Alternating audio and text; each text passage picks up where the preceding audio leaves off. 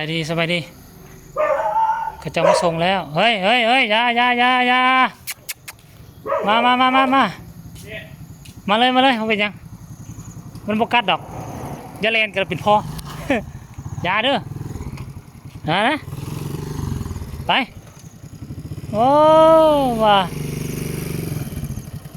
เข้าไปได้ก็ได้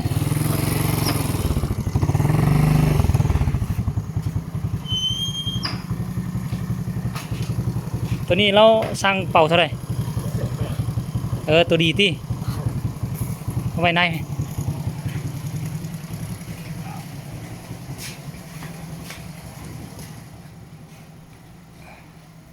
สั่งเข่ามาแล้วพี่นี่ทั้งข้างนี่ทั้งหมาทั้งคนกินเว้ยแล้วกุ้มเดือนเดียวคนแล้วเป็น3 เดือนแล้วหักสิโอนให้เดี๋ยวสิบอกแล้วโอนให้เดี๋ยวนี้ละขอบใจ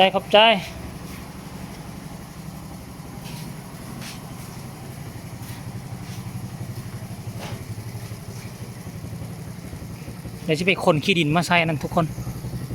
ขนดิน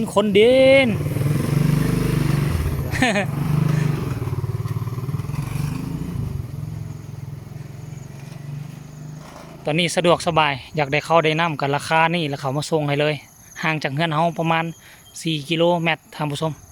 เราก็ได้เข้ามาเป่าหนึ่งเป่าเข้านี่ปกติคันเฮากินนี่ก็กุ้มเป็น2 เดือน 3 เดือนแต่อันนี้เฮานึ่งเพื่อหมาพร้อมนี่หมาซุ่มนี่แหละละงอกละแงกนี่แหละเฮาก็เลยว่ามันต้องได้เปลืองแน่จักหน่อยนึงนะทุกคนเลยมันต้องเปลืองแน่เดี๋ยวไปเบิ่งส่วนพักเขาก่อนว่าสิเฮ็ดจั่งใดเปลี่ยนเครื่องเปลี่ยนของแล้วจะไปขนขี้ดินมาได้บ่เนี่ยมื้อวานนี้เขาเอาดินมาใส่2 อันนี้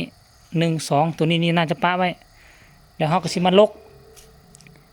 กันกกหมกเพชรนี่ออกลกกกหมกเพชรออกแล้วเขาก็สิเฮ็ดเป็น2 นานเหยียดไปพุ่นเลยเหยียดไปสุดพุ่นเหยียดไปสุดนี่ให้มันได้2 นานท่านผู้ชมแล้วเขาก็สิมาเอาอันนี้ซอกอันนี้มาใส่เติมเนาะซอกตีนรถมาใส่เติมอยู่เฮือนหมู่อยู่หั่นก็มีท่านผู้ชมเดี๋ยวเขามาเบิ่งลืมยกตัวนี้ขึ้นไปไว้พุ่นเขาเอาไว้นี่มันกีดพื้นที่เดี๋ยวเขามาเบิ่งพร้อมๆกันว่าเขาสิเอาแนวใดบางทีเขาก็สิเอาตัวนี้ไปไว้พุ่นบ่เฮ็ดลงนี่บ่เดี๋ยวไปขนดินก่อนทุกคนไปเปลี่ยนเครื่องเปลี่ยนชุดเด้อคลิปนี้ฝากฟังเอาไว้สำนี้อีกคลิปนึงก็แล้วกัน